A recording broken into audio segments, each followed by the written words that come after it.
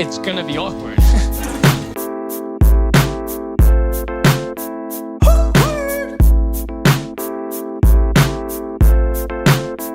I don't get it. You do the math.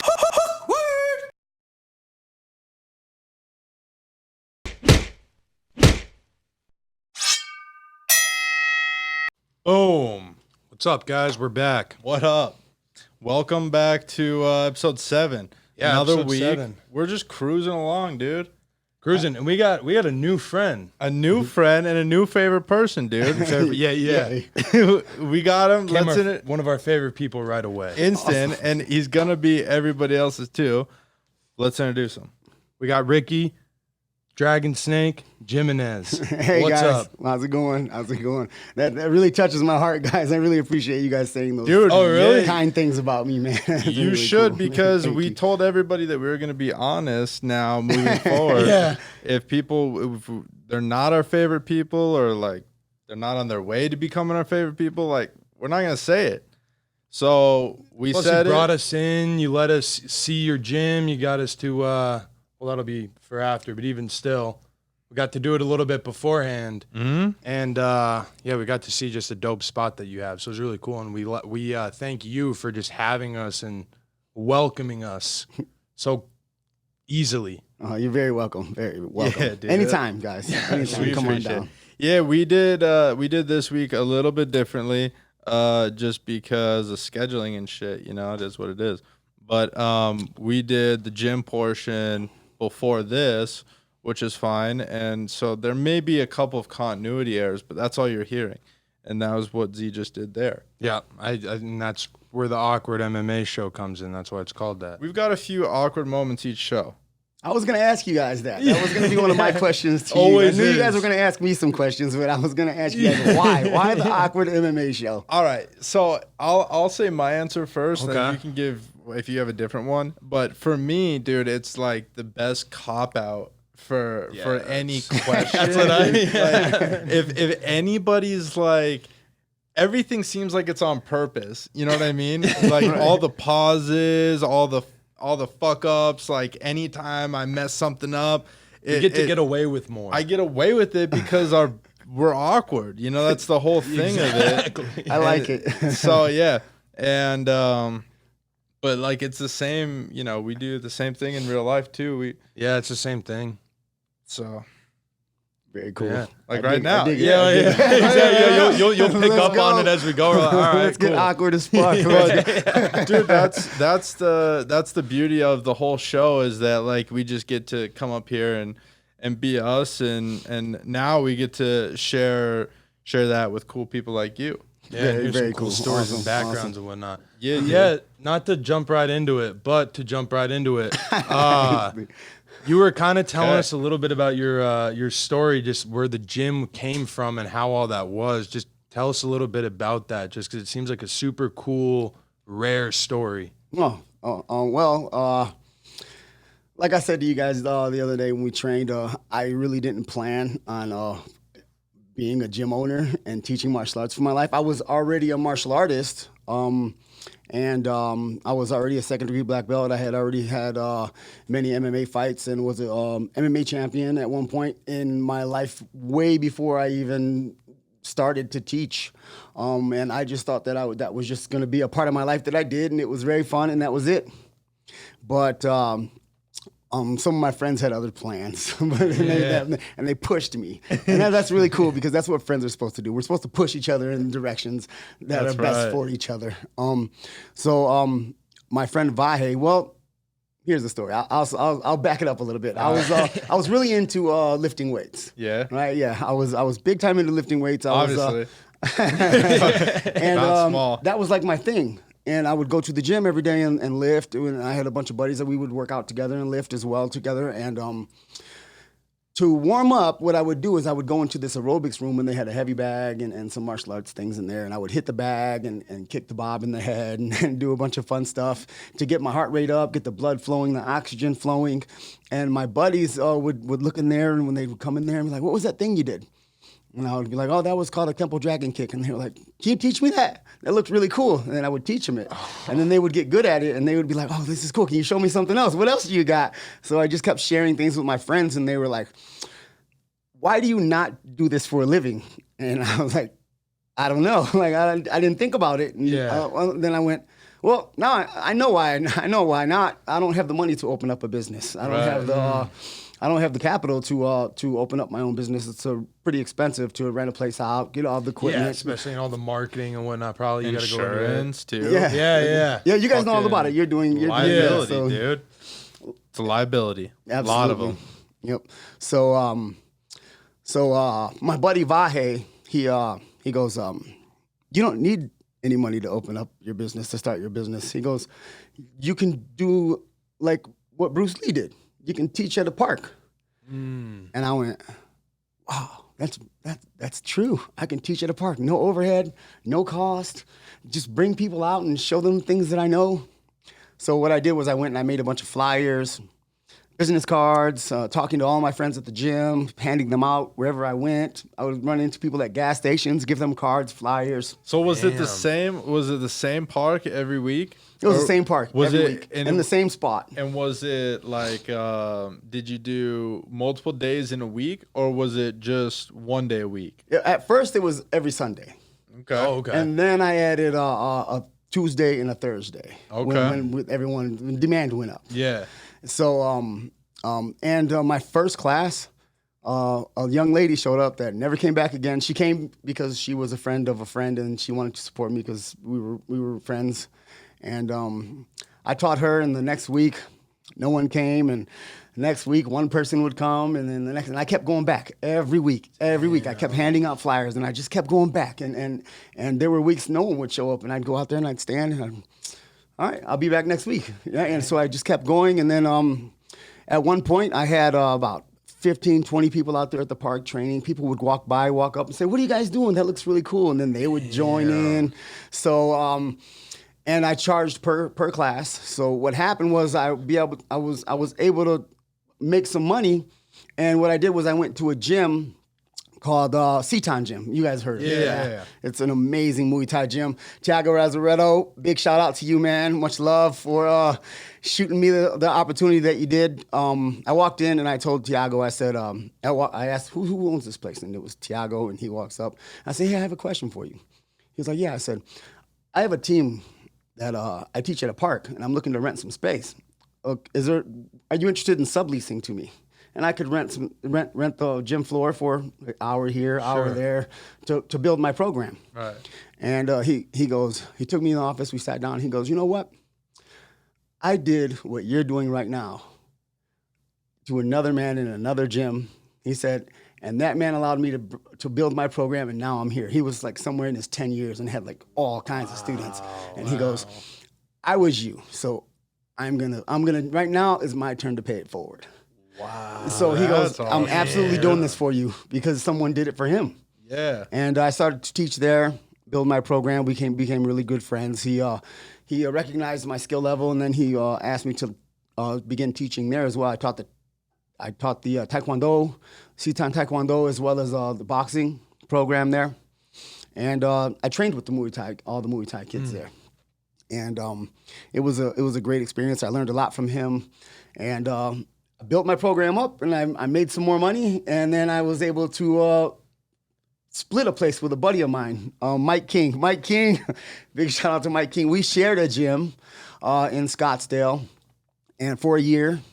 And once that was up, I built myself up again, and I was able to open my own gym. Dang. And that's where you're at now, right? And that's where I'm at now. I've been there for almost 2 years, and sometimes I walk in there and I'm like, how'd you get here, dude? Like, I don't know what happened. What'd you do? I mean, because along the way, on this journey of mine, I taught fighters, and we've competed.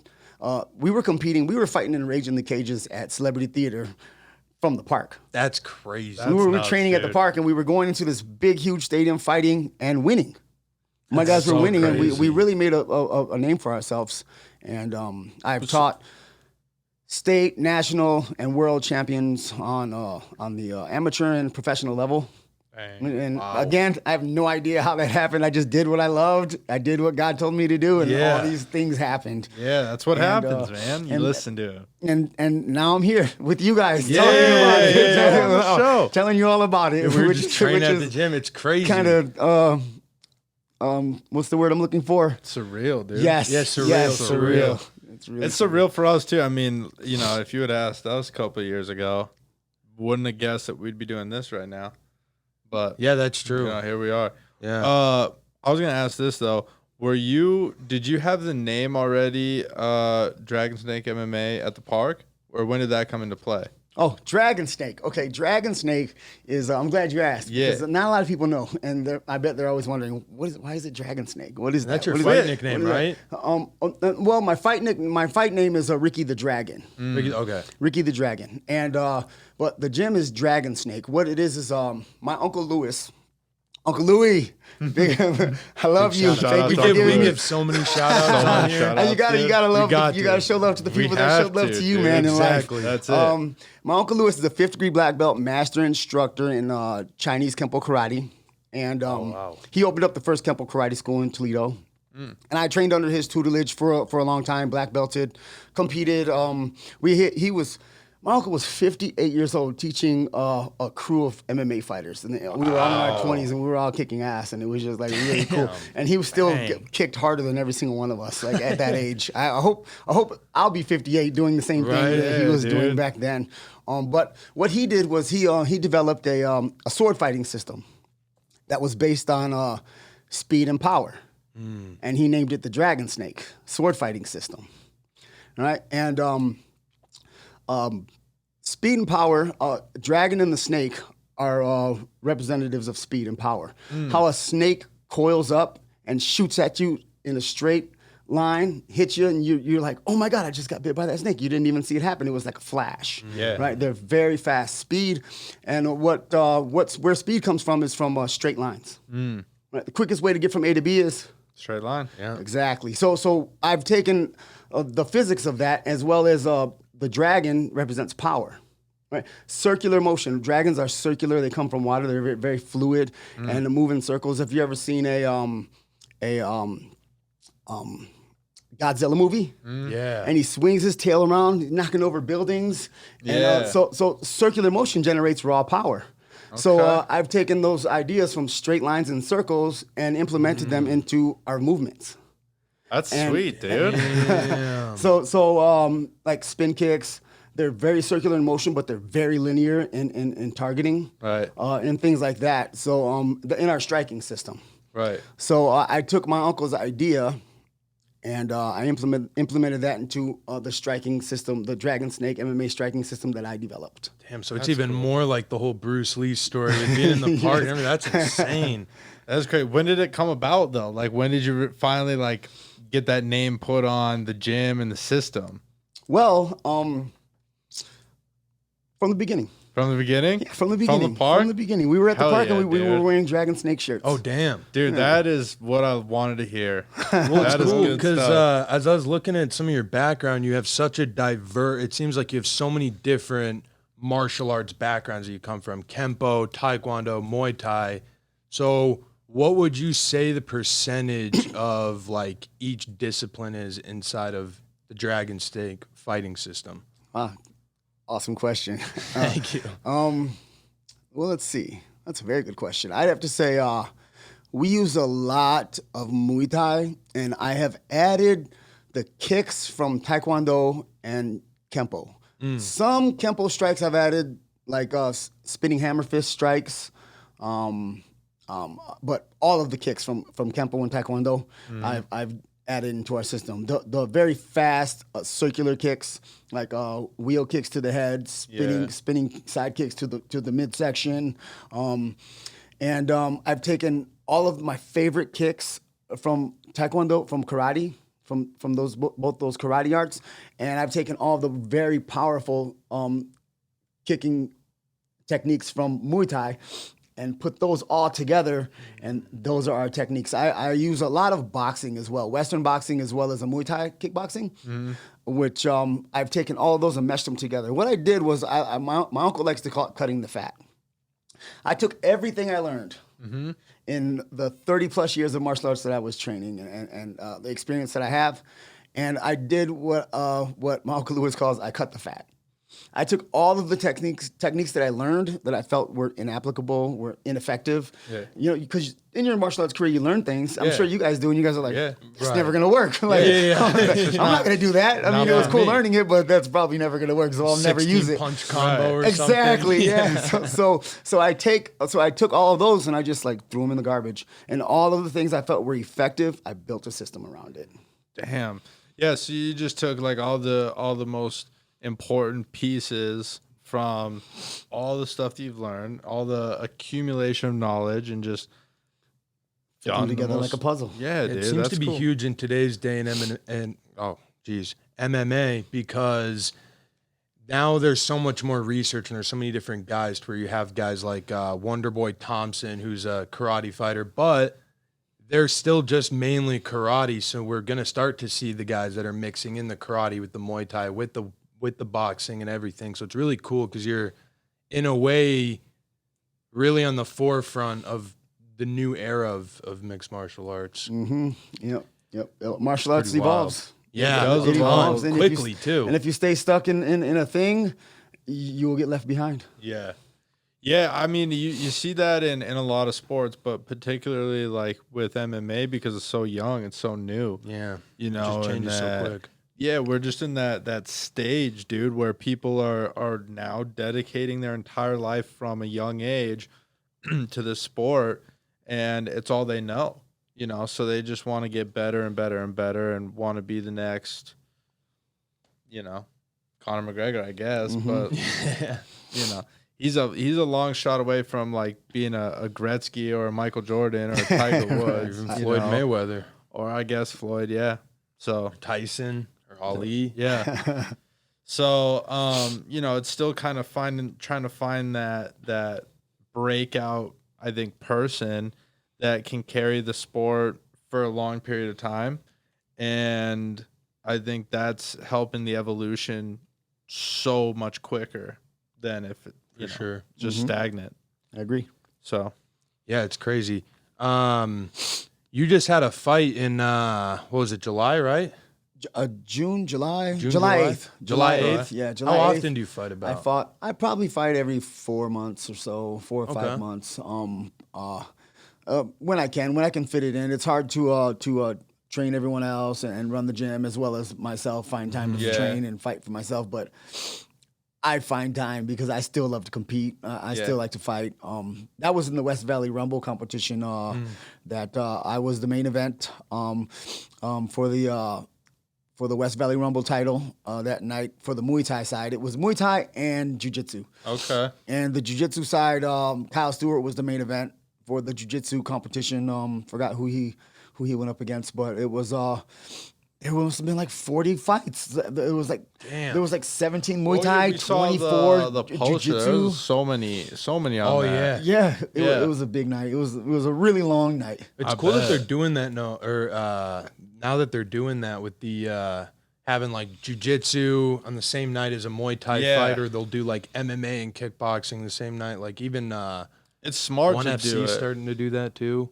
I think it's really smart to do it just because like typically MMA fans like aren't just fans of MMA, you know, like there's especially when you get into leagues not named the UFC, when there's like a lot of purists that are really into it. Yes, You get those people that are like, you know, I'm interested to watch a jiu-jitsu competition and a Muay Thai competition, and I don't need to see all of the elements. I don't need to be surprised with what could happen, you know, Yep. as far as like what discipline someone's going to use.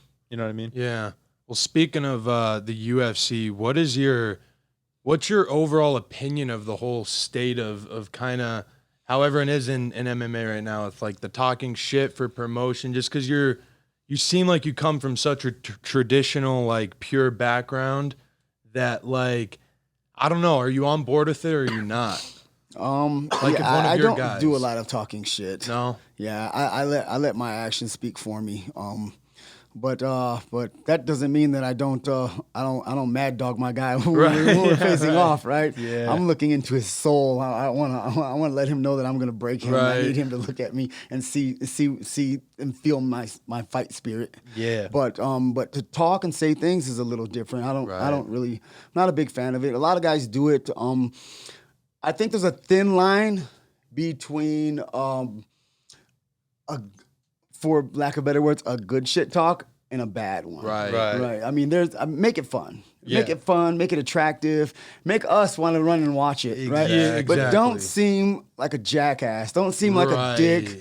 And like because you can see them from the outside, and when some people talk shit, you're like, you're really a dick. Like, Yeah. I know you're an asshole. Your Yeah. girlfriend probably hates you, Exactly. right? You're like, Or they're coming off like a bitter ex-girlfriend. exactly. Yeah.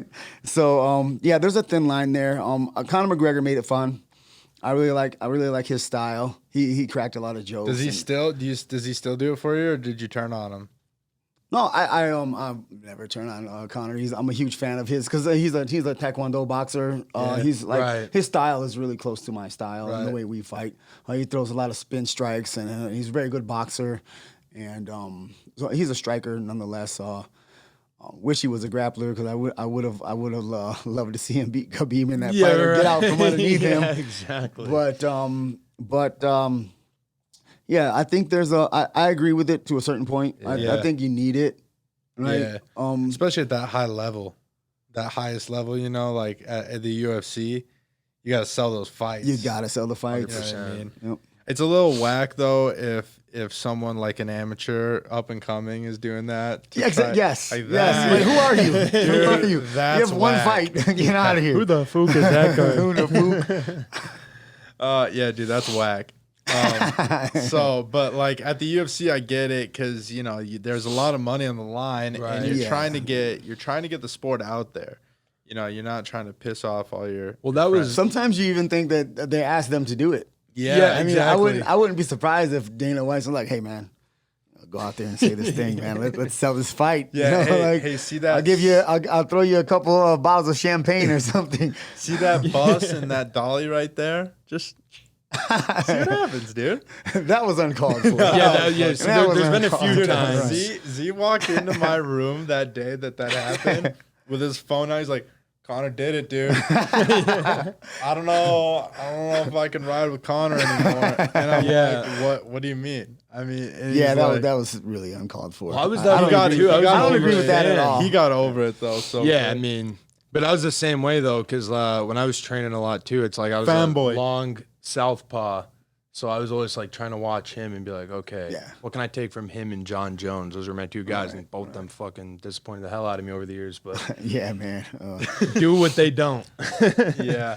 But yeah, what about like toxic teammates and stuff like that? How much does that impact and affect the locker rooms as like Chemistry of as the gym. as the gym owner? How often do you have to deal with toxic people coming in and training? It's a thing. It happens. It's happened Yeah. in my career a couple of times. In the last 5 years, I've asked 2 students to leave, and it was rough. Yeah. It was hard because you build relationships with these guys. You get very close to them, and they become family with each other. They're all really tight, and to ask one of them to leave is really hard. But if what their actions and their behavior is non-conducive to like the happiness of the team and the conduciveness of everyone's happiness, Right. Right. If it's breaking things up, Yeah. you got to make a change. I mean, you have no choice, or either that or everything is gonna fall. Yeah. Right. So I do believe that if there is someone toxic on your team, have them leave. They become a bit like a cancer, right, to the camaraderie of the whole team, and then it kind of rots it from the inside out. It does. I've seen many teams go to shit because they've had some bad guys on the team, and they just let the things continue to go on the way they were going, and it just all fell apart in the long run. Well, that's gonna be like my next question. When do you know? Like when do you know? Okay, now is the right time to Well, ask them and to leave, or are they gonna maybe work themselves out and get better? And to just dovetail on that as a two-parter, it's got to be tougher in the individual sport of MMA versus a team sport, because a team sport you could pick it off, right then and there. You're fucking our team up. We're losing games now. You're out. That makes sense. You know what I mean? Yeah. How's it different? Actually, not to say you're wrong, but MMA is MMA is and Muay Thai and fighting in general is a team sport. For sure. You don't get there by yourself. The whole team collectively gets each one of us ready and helps one of us ready ourselves to get in there and compete. You do get in there by yourself, but you don't get there by yourself. For sure. So it really is a team sport, but it's really up to you when you walk in that cage or that ring and the bell rings, right? But the things you're doing in there is it's a show of your team, right? And what you guys do on a day-to-day basis. Yeah. To answer the second part of that, when I'm very forgiving. Very forgiving. I will forgive and forgive and forgive until there's a point where I go, no more forgives. Right, no more. That's when I know. And then it's just shut off. And then it's just shut off, and I'm like, okay, this one's done. That's it. There's nothing more I can do. I can't help anymore. I try, and that's then how I am. Yeah, right. So there's just a point where I'm like, okay, today's the day. That's it. And I just make my decision, and then you just go in there and you say, hey, it's over. Dang, dude, just like that. And it's gotta happen though. Yeah, how'd they handle it? Were they good or no? No. Actually, my team regressed a little bit when I asked one of them to leave, because he was really close to some of the other fighters, and he took one of my best fighters at the time with him, because they were like brothers, and the one was really toxic to my team, and the other guy was like he was great. He was growing. He was winning fights. I trained him up. He was doing amazing things, and I knew they were really tight, and I knew it was probably going to happen, but I had to do it anyway. Dang. For the longevity of and the life of everyone else. Right. Yeah. So I had to take one on the chin with that, but sometimes you got to take 2 steps back. Just take 1 step forward. Right. That's tough. I mean, that's a tough decision to make, like game time decision, because you got one guy who's doing, harm, and then one guy that's doing everything right and a good, piece to the team. Yeah, that's got to be tough. It was a rough one. I was telling Zach earlier that he was on his 4th fight. I trained him up for all of his fights. He was doing very well. When he left, he was 4-0. When he left with the other teammate, a month later, he won a belt. And I was watching, and I seen on Facebook. I was scrolling through, and I looked, and there was a picture of him and his new coaches, and they're like got his arms around him, and they're like, "Hey, we won a belt." And I looked, and I went, "That's my belt. That's my belt. I've trained that kid for the past 2 years. You guys didn't win that belt, but that's okay. Go ahead. Everyone wants to, shine, and you can shine. It's okay. I'm not mad. I didn't say anything. I didn't write anything. I just left it alone. I let them live. Let everyone live and let live. Yeah. But I knew that was that was kind of one I had to take on the chin. I was like, okay, it's okay for the culture. Yeah. For the future. They do it for the team. All right, we got to do a quick camera reset break, and we'll be right back. Boom. We're back. What up? All right, so where we leave off? We were talking about teams. Oh, one thing I wanted to bring up about teams was I wanted to know what your opinion was of like all the drama that's going on right now with you got like American Top Team, for instance, how you had a bunch of guys that were training there. You have Jorge, Colby, and then Dustin Poirier, and then they're all just around. And you might have had this already with guys, but how much is loyalty a part of the gym and the team? It's huge. It's huge. When guys grow together for long periods of time, and I mean, and the blood, sweat, and tears inside on those mats together and help each other grow and become brothers. It hits really hard in the gut, man. When the loyalty falls apart, someone leaves or turns their back on you, it hurts a lot. It hurts. Well, like I said before, I mean, sometimes those things are necessary in order for everyone to grow. Yeah. You know, I mean, things implode on purpose, I believe. I believe everything happens for a reason and exactly how it's supposed to. For sure. Right? So when things like that happen, when bad things happen, you have to look at it and go, this is a lesson. Right? I know at some point in the future, I'm going to go, I'm glad that happened. Yeah. If that didn't happen, this awesome thing wouldn't have happened. Right. Right. And you know that happens every time something terrible happens in the future. You're like, if that didn't happen, this wouldn't be going on. This Right. awesome thing that's happening now, I wouldn't have went in this direction, or I wouldn't have went in that direction. And so that's the way I like to look at things when things implode or life changes happen. You gotta or you lose a friend or whatever it may be. You gotta go, okay, this is okay.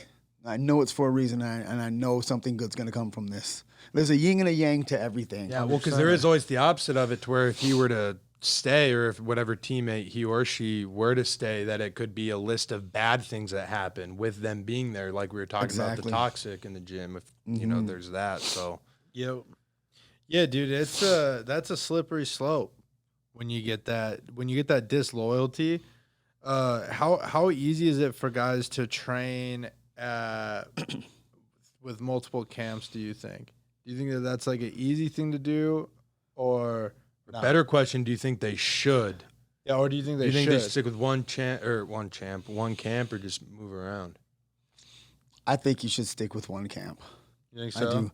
Yeah, because or I mean, unless you're specializing something, unless say you're training at a mixed martial arts gym, and then you're going over to this catch wrestling gym to work on your catch wrestling. They do nothing else. Right. The only thing they do is catch wrestling. Right. Right.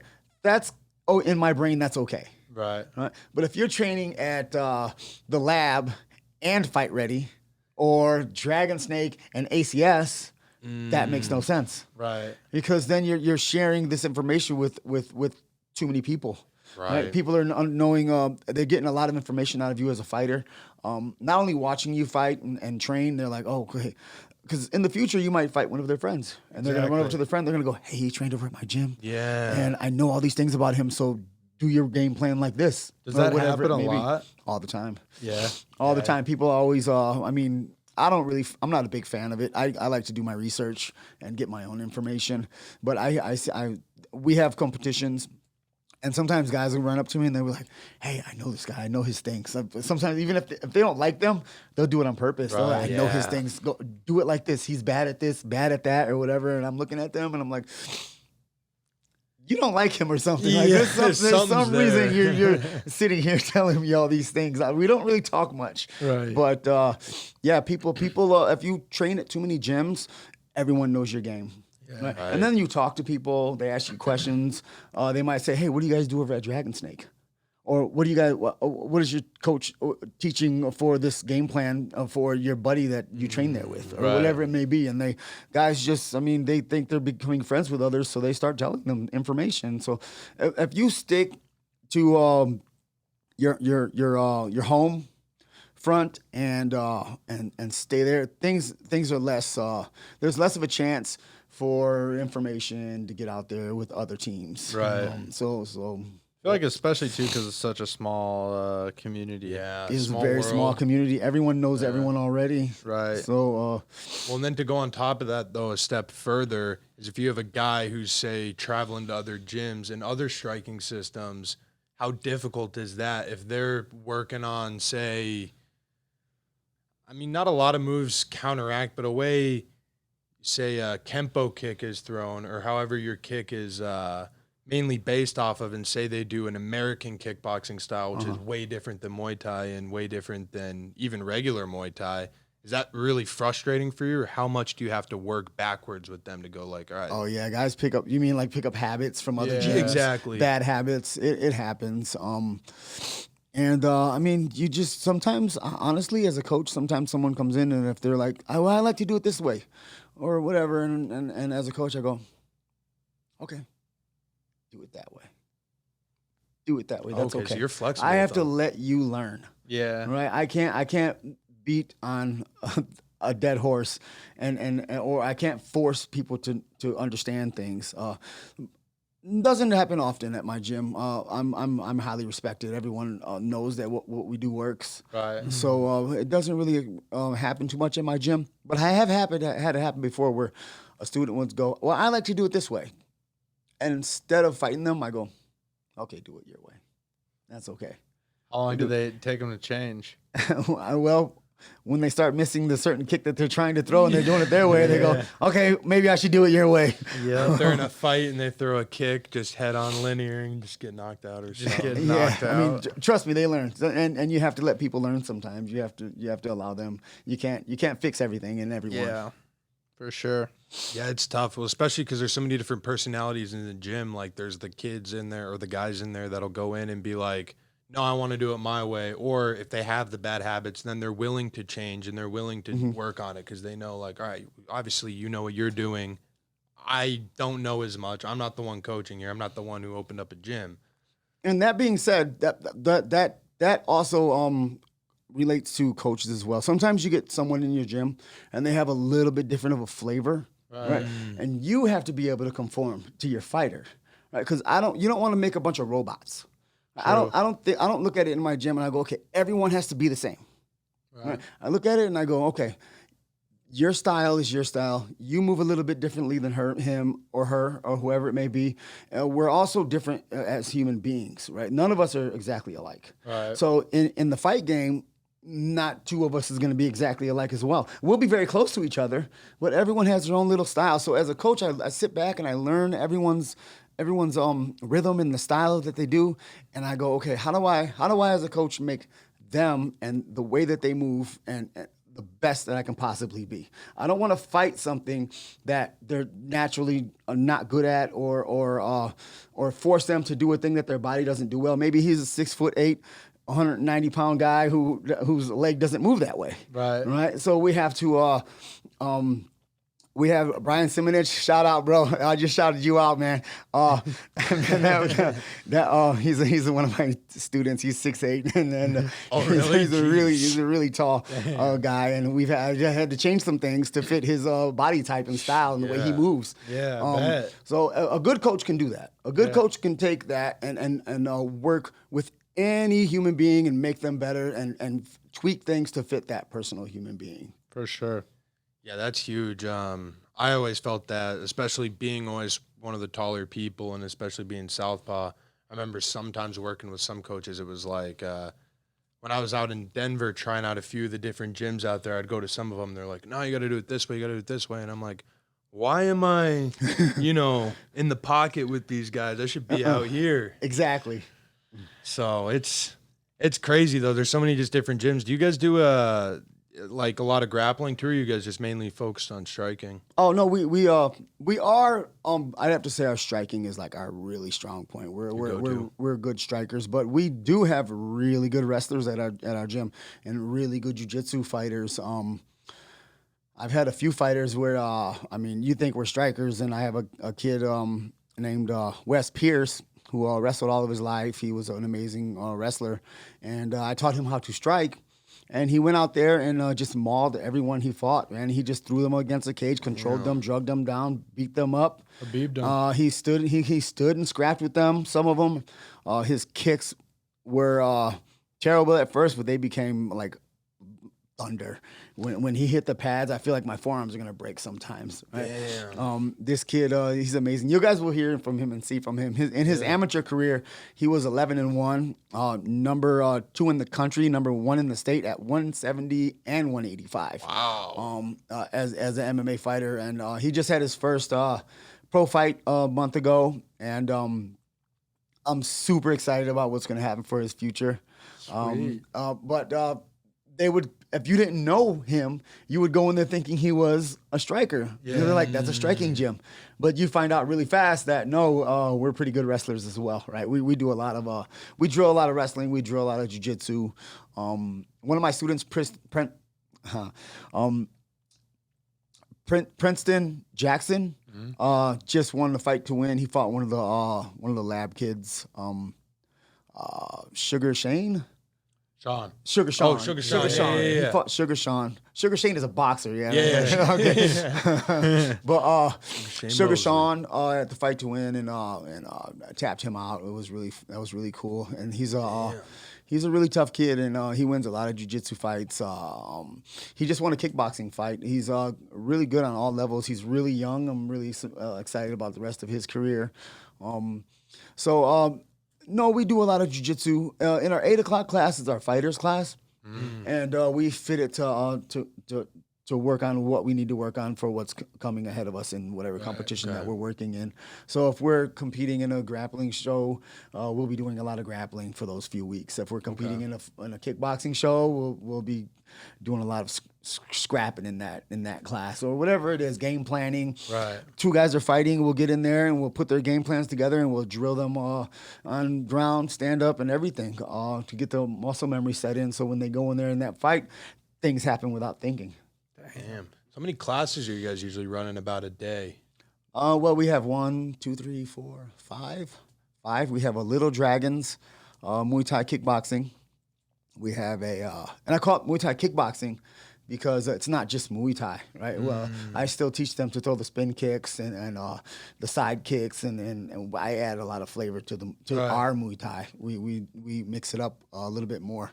I highly believe in having dynamic fighters because if you never know what's coming next, it's really hard to plan for it or fight it. Right? Yeah. So it makes the creativity of it. Yeah. Absolutely. You're like, what? He just threw a spin kick. Now he just did this other thing. I didn't expect it to come. It looked like it was a spin kick, but it wasn't. But we have the Little Dragons Muay Thai kickboxing. We have our beginner Muay Thai foundation building class. We have our intermediate. Where we do a little higher level technique work, more difficult combination and movement, footwork, and some sparring. And then we have our advanced class, which is where all the fighters compete and train to compete. So those are our 4 classes that we have. And we have a class in the morning we do often, which is an all levels class. Oh, and every Saturday we have boxing, where we do strictly boxing. It's all handwork. Oh, okay. Under my coach, Edgar Davila. He's a boxing coach. He's been teaching boxing like his entire life. He's trained champions. So he comes in, he teaches that class on Saturday. He's cornered me for a few of my fights, trained me for some of my fights. I don't teach that class. I actually just go and I take it. Nice. I'm alongside the rest of my students. You know, that's sweet. I'm a really hands-on coach. Tonight I trained with my guys, sparred with them. I get the blood, sweat, and tears out alongside them. I think it's very important for a coach to be to not just be a point your finger kind of coach. Yeah, do this, do that, and do this and do that. Right? When you get in there and you get your hands dirty with your team, I think the level of respect goes up. For sure. Yeah, because that buy-in is there from everybody. You know, it's like it's really, you can feel it from all parties. Yeah, everyone wants to give it, and no one wants to take a second off because they know you're not, and you're not. Yeah, when they say that in business all the time too, where it's like there's a huge difference between a manager and a leader.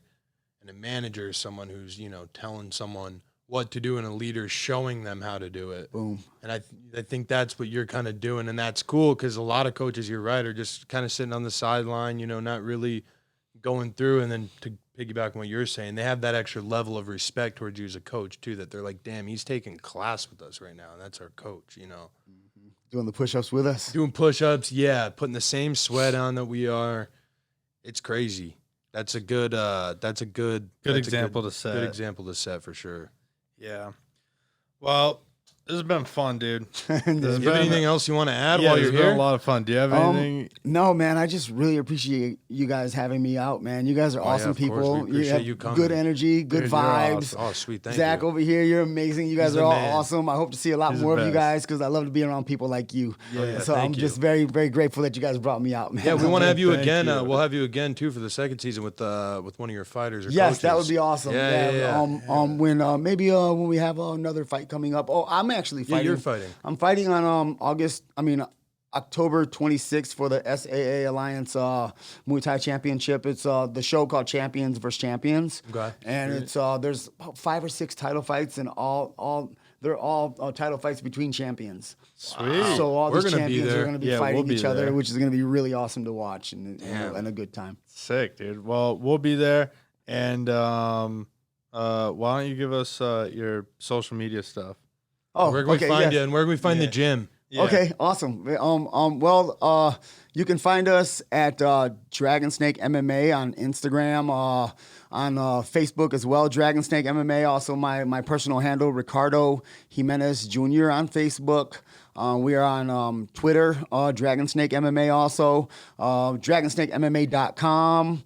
If you want to shoot me an email and talk about things, you can reach me at dragonsnakemma@gmail.com or dragonsnakemma at www.dragonsnakemma.com. We have also we are in Tempe, Arizona by Tempe Marketplace.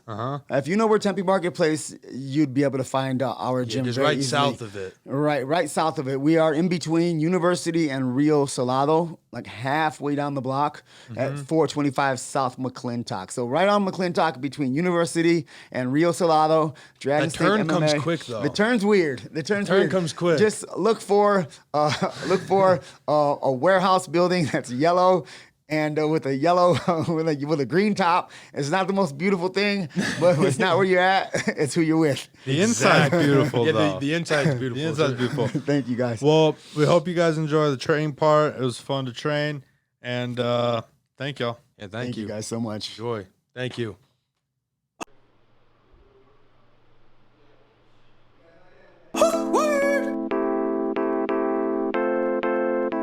It's gonna be awkward.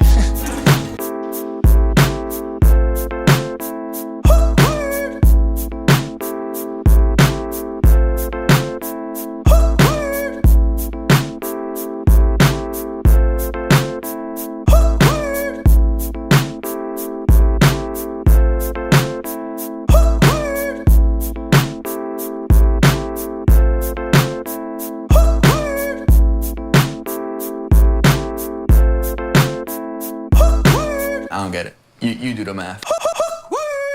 Boom. We're back. What up? We're here, Dragon Snake MMA and Fitness, with our boy, our coach. Ricky the Dragon. He's gonna show us some cool moves today. Let's get it. All right, guys. So today, our warm up is going to be something really cool. Our warm up, I'm going to teach you guys how to fight a hooker. Right. Now, this was taught to me by a really good friend of mine, Tommy Martin, and he's an amazing boxing coach. We've been friends for years and years and years, and I'm going to share with you guys today. It's a really fun thing for a warm up, and then we'll get into some a little bit trickier, a little tricky stuff. So how this works is, would you like to step forward and help me demonstrate this? Sure. So how to fight a hooker, and what I mean by hooker is I don't mean the ones that you find out on Van Buren. Yes, no Van Buren hookers. Fighters that like to throw a lot of hook punches, right? Because hooks are very powerful. A lot of guys like to throw a big hook, boom, especially to the liver, hooks to the ribs, right? Hook to the head, right? A lot of guys throw a lot of big hooks, especially big, short, stout guys. Big hooks. They knock people out with them all the time, right? So we have to know how to defend and how to attack a fighter who throws a lot of hook punches. Tito try to take his head off line and he'll throw the punch from here. Now once he's here, we block, and then we counter. Nothing for free, right? They throw something at us, we make them pay for it, right? We give them nothing for free. So what we're gonna do is he throws the punch, boom, what you're gonna do is you're gonna take the same block hand, throw the uppercut, bring his head up, hit him with the hook, and then hit him with the cross. Finish him with the two. The two is your power punch. Right, the two is gonna be the last one. So he throws the hook here, boom, we're going to go again. Flip, liver, boom, boom, boom. Right, hit him right back. As soon as he touches you, pop, pop, pop. Right, and it has to be immediate. The minute he touches you, you need to throw it right back. Any more time lapse than that, it's just an attack. It's no longer a counter. Counter has to be immediate. Back and forth. Good. Minute and 30 left. Let's get into the groove. That's it, get into the groove. Good. Boom, boom, boom. Yep, immediate. As soon as he touches you, send it. Yes. As soon as he touches you, send it. Excellent. Do one more. Boom, boom, boom. All right, good. Okay, you can help me with this one. All right. So, we're standing in front of each other. All right. More hook punches are coming. We're still fighting a hooker. Now, we're here. Now he wants to change level. He wants to throw the hook to the head. Right? So what we're gonna do is he loads, we see the load, we see the hand leave the body, we're gonna roll under the punch, right? And we're gonna send, we're gonna roll under the punch, and we're gonna send a 2, 3, 2, right? Always 2 at the end, we're gonna finish them with the 2, right? So we're here, away, again, good. And you throw, and you're back to me. Wait, again. All right, back and forth, guys. 2, 3, 2. Finish them with the 2. Nice and straight 2. There's our bell. Perfect. Oh, away. All right. Good.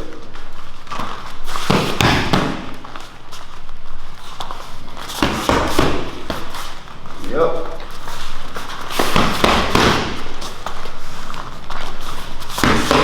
Nice. Good. Good. Minute and a half. Remember these, we're going to come back to all of them. We'll do something really cool at the end.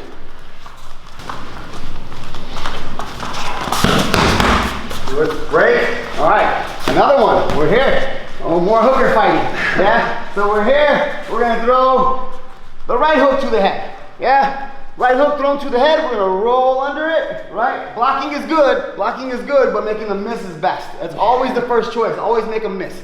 It's make a miss, make them pay, or block and make them pay. We'll always make a miss first, right? My uncle used to always say, Ricky, what's the best way to block a punch or a kick?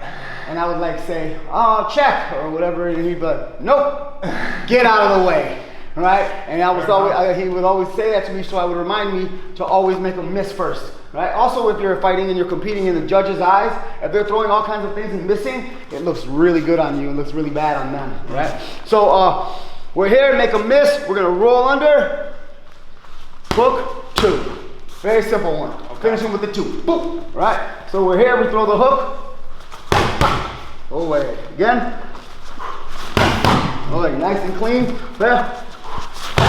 Yep, ready? Let's go, guys. Wait. The 3, 2. wrong one. Oh, yeah. Right hook, yep. Yeah. Right hook. 3, 2, yes. Roll 3, 2. Boom, boom. Away.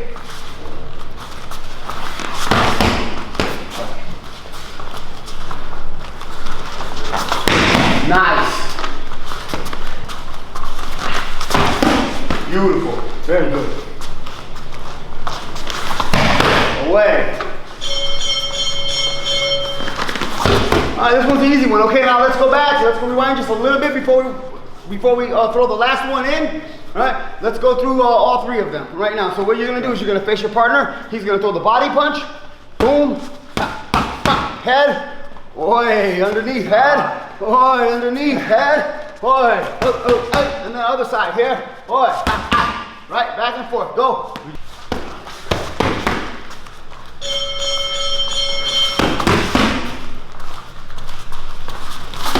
Beautiful, now the other guy. Let's go. Body, head, head. Oh, back and forth just a couple more times. They have it. They have it.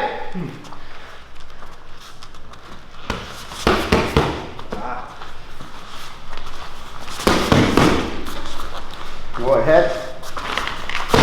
Nice. Back. Other guy. And then we can just move on after this one. Let's see if he finishes. If he goes through without making one mistake, we'll move on. Away. Excellent, very good. All right, good stuff. All right, now moving on. Last technique on fighting hookers. Right? Every time I say that, you guys, the brains go down. I can feel the brains go there. I don't even have to look at you. Right? So we're here. Right? Now here, we throw the right hook to the body. Right? Boom. What we're gonna do here is take a wild guess what we're gonna do here. Uppercut. Ah, yes, exactly, right? Because their head level has changed if they're throwing the body punch, right? We're gonna bring them up. Hit them, boom, head goes up, right? And then we're gonna, same hand, load it and throw a hook. Boom, and then finish them with the 2. Well, that's right? fun, dude. So we're here, we're gonna go, right? Uppercut, hook, 2. Ah, again.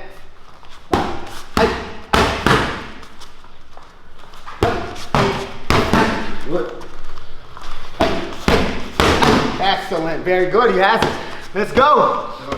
Last one, uppercut, hook, cross. If you notice, pause for 1 second, guys. What punch does every single one of these counters end with? Opposite. Straight. Or what? Power. What there's a punch that every single counter ends with. Oh, cross.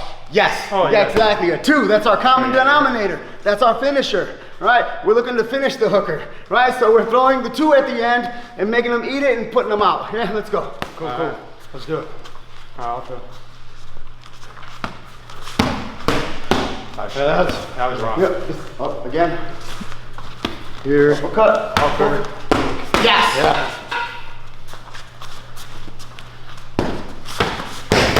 Away. Away.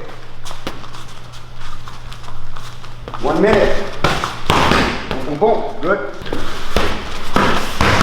All right, Greg, now let's have some fun, all right? So I'm gonna keep you in here with me, all right? We're gonna hit some pads. This is gonna be all hooker stuff, yeah? Ready? Cool. Good. Oh, same thing. Okay. Yep.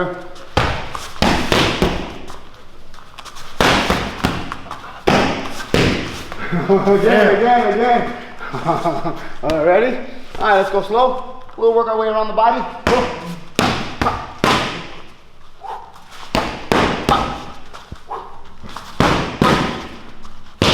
Uppercut. Yes, again. You want to go to southpaw? Yeah, I'll try southpaw. All right, let's go. That's Okay? natural. So we're here. We're gonna go. Yep. Away again. Roll. 3, 2. What? Hook. Cross. Again. It's okay. No worries. No stress. All right. No rush. We got all the time in the world. Time's on our hand. Cool. Okay. Okay.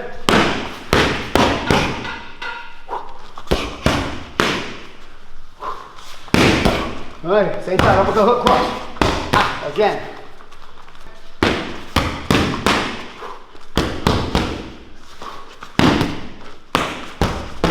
Away. Good, breathe. One clean one, all the way through.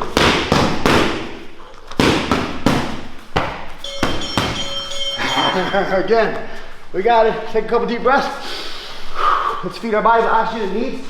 Also our brains the oxygen it needs to think effectively and efficiently. All right, ready?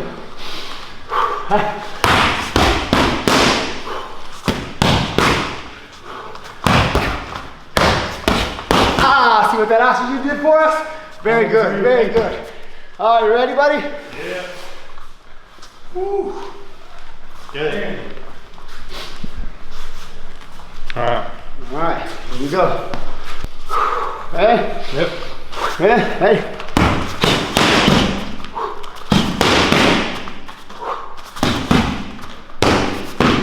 Hey, good, again, breathe. Let's go a little faster. What? One more, hands up, ready?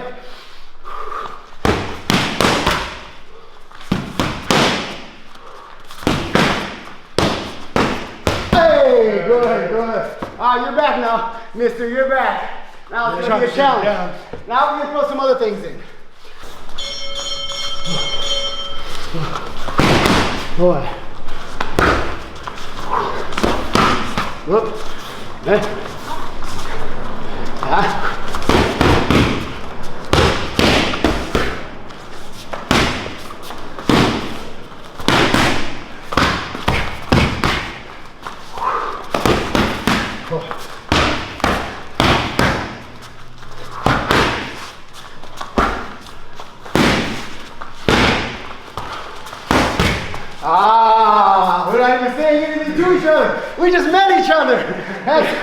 good. Vibing out. That's how it's going. Let's go. Let's go. That's clean. Hey.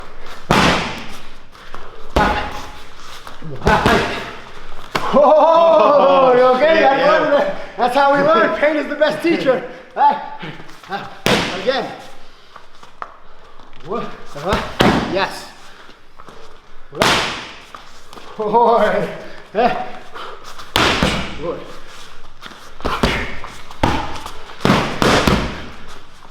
up. Again.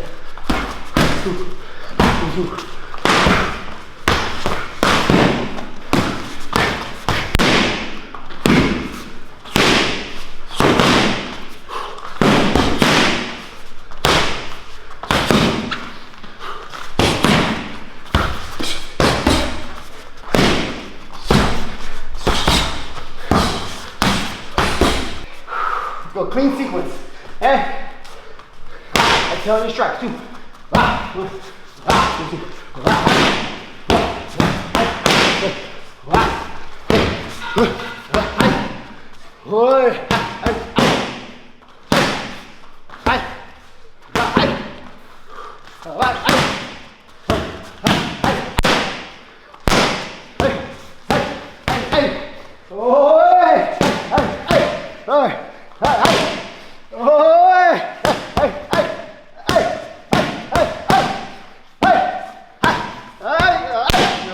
Good work. Awesome. Very cool, very cool. That was very cool, guys. Good work. Good memories. Oh, man. Drag snake MMA, we like to do a lot of tricky stuff. Right? As you guys know, I'm sure Fight Ready, they're all about deception. Fighting is very deceiving. Right? You have to, the way you fight is like chess. Right? 2-3 steps ahead. Right? You have to make them think you're doing one thing when you're doing something else. Right? I like to do this to all my students to help them understand what I mean by that is like when you're standing in front of somebody and they're like, hey, what's that? Right? That's literally what we're doing, what you're supposed to do as you fight. Do an entire fight. A whole bunch of, hey, what's that? Does that make sense? Yeah. Right? All the time. You gotta show the kick, boom, hit them with the punch, right? Does that make sense? Yep. Maybe land a kick, boom, and then now you know they're gonna look for it, they go to check the kick, boom, we go underneath or something, right? Okay. Always leading them into things that they think's gonna happen, right? Showing them things that they believe, and then you go, psych, right? Yeah. And that's literally how the best fighters compete, the best competition fighters fight, right? So, this one works like this. So all we're gonna do right now is we're gonna throw the hook here, step, boom, and then load the hook here. So we're here, we're gonna go bam, right? Again, bam, right? So you throw the hook, I'm gonna roll under, right? And then you're gonna throw the counter. I mean, you're gonna counter my counter. Okay. Right? So we're here. Under, I step. Boom, exactly. Okay. Another tricky thing is what I like to do, and this is allowed, I like to throw the hook, keep the hand there. Right? There's nothing that says that you can't do that for a split second. Right? Especially in most fighting, boxing and everything. So I like to throw the hook, keep it there, boom, and then force him to eat it. Yeah. Right?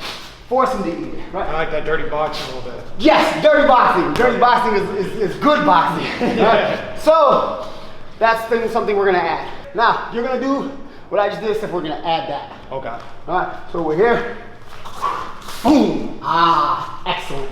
Beautiful. Right. Guy rolls under punches. Catch him with that. Either way. Boom. Good. Excellent. Very good. Very good. Step in here and try. Let me get in. You be the dummy. All right. I'm gonna fuck you up, dude. Boom. Good. Away! Excellent! Very good. Now that's how you trap someone who knows how to fight a hooker, right? Because you gotta know all the things. If you're gonna fight, you gotta know how to do the thing and also counter the counter. That's it. Even counter the counter, right? Let's go. One more minute and we're done. Away! That's excellent. He's really good at it already. What? I wanna go. Away! Up to the gut. Now you change levels. If he fights it, hit him in the gut. That's good. I'm gonna do one of the load ups. Do whatever you want to do. Away, 30 seconds. Away.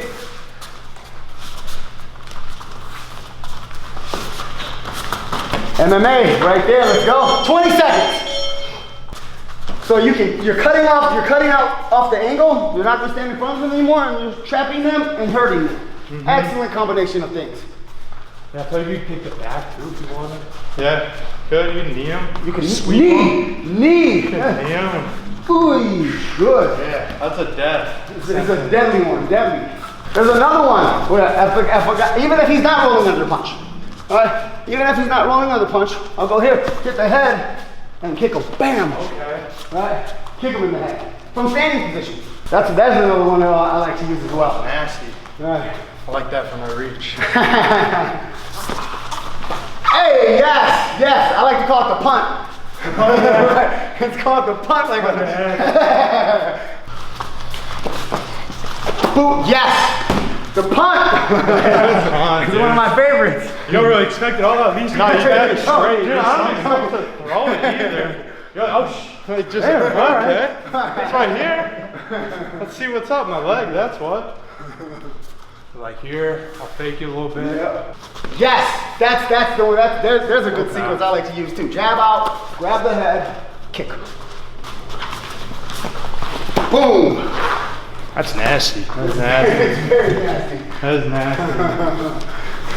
All right. Good stuff. Good work, guys. That was a lot of fun, man. I was having fun sharing yeah. with you guys. I would love to share Dude, more with you guys. of course, If you guys man. ever want to come down, I'll share more cool stuff and Yeah, we'll have some more thank fun, you, man. Yeah, For sure, appreciate it. Yes, heck yeah. We appreciate it. All right, guys.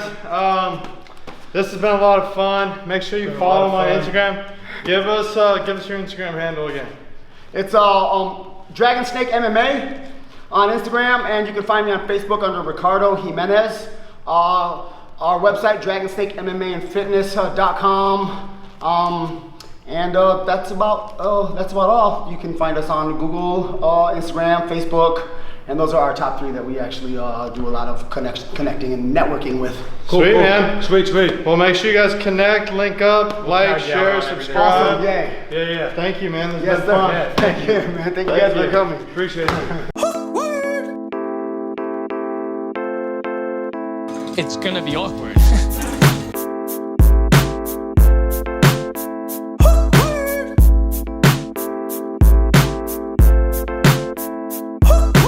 I don't get it. You do the